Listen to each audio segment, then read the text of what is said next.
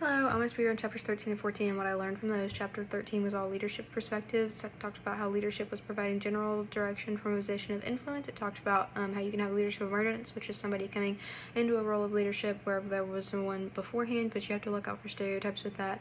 It talked about how you can have formal leaders who are officially designated, or you can have informal leaders who have no title, but they just take on the leadership roles. It talked about how not all managers are leaders, but not all managers are or not all leaders are managers, vice versa.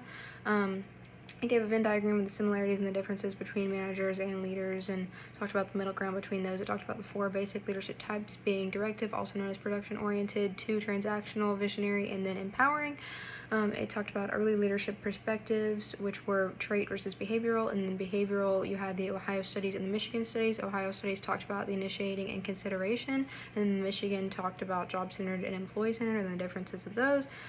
It talked about the Blake Moulton leadership grid, and then it also talked about Fielder's contingency leadership model. That was leadership style dependent on the situation variables including leader-member relations, task structure, and leader's position power.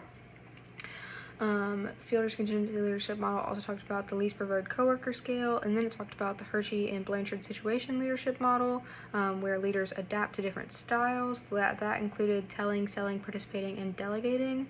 And then it talked about House Path's goal theory, and then it talked about the 4 main leadership styles. That was directive, supportive, achievement-oriented, and participative.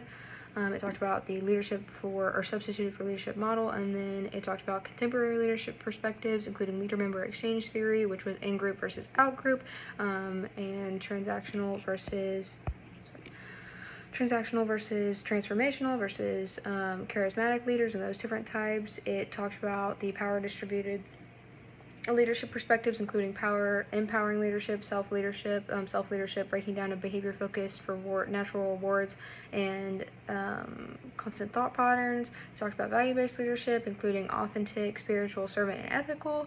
And then it talked about cross-cultural leadership and the dimensions of that, and how you had spiritual, servant, and ethical, different types of cross-cultural leadership. I'm sorry, those were value-based leadership. And then chapter 14 talked about influence, power, and politics. This was a very short chapter. It talked about the sources of power, how you can have organizational power, which was legitimate, coercive, or reward. And then it talked about personal power, which was expert and referent. It talked about using power and the different traits involving that, including rational, inspirational, upward, personal, consultation, exchange, coalition building, integration, silent authority, info control, and assertiveness.